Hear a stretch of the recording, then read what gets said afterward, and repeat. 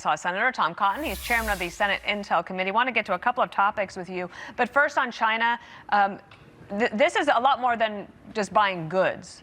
This trade deal is quite important with China for many different reasons. What are you looking to see out of it? Yeah, Dana, good morning. Well, the president is on an undeniable hot streak with deals with Indonesia, Japan, now the European Union. Of course, the difference there is that those are all friendly allied countries or the European Union itself. China is an adversary, and China has been cheating and stealing from American farmers and manufacturers and scientists for decades. So aside from simple tariffs that we want China to reduce, we also want them to stop that theft of all of our wealth, all of our intellectual property. We want them to open up their markets. We want them to quit using things like critical minerals or other items to try to get leverage over the United States politically. At the same time, while we need to build up our own capacity to produce those critical items so they can't have that leverage over us.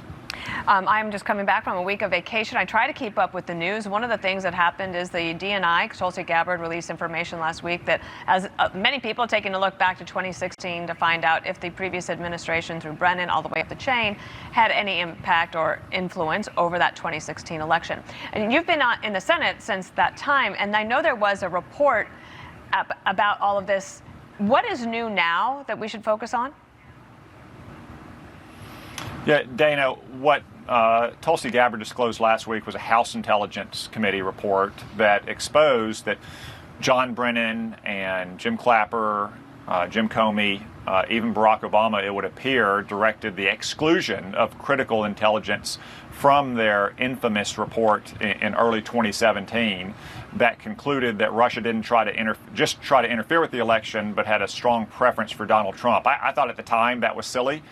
Why would Vladimir Putin favor Donald Trump, a man that wanted to rebuild our military, that wanted NATO to get stronger, that wanted to produce more American oil? All things clearly not in Moscow's interest. That's why I and Secretary Rubio and other Republicans on the Senate Intelligence Committee at the time said that there was no evidence whatsoever of any collusion between the Trump campaign and Vladimir Putin's Russia, something that the Democrats in the Congress at the time kept pushing, even when it was clear there was no evidence of it whatsoever. So I think it's important that this report has come to light. I commend Tulsi Gabbard and John Ratcliffe and Kash Patel for what they've already released, and I would encourage them to continue to try to release as much as possible, as quickly as possible. For instance, we need to see the classified annex of John Durham's special counsel report to know exactly what John Brennan and Jim Clapper and Jim Comey were saying to Congress about these matters. So I think we're moving in the right direction, and I've got legislation that would reform the DNI that would help them focus on things like these critical disclosures and stopping Islamic terrorism and the threat from communist China, as opposed to things like climate change and DEI. And do you have bipartisan support on that?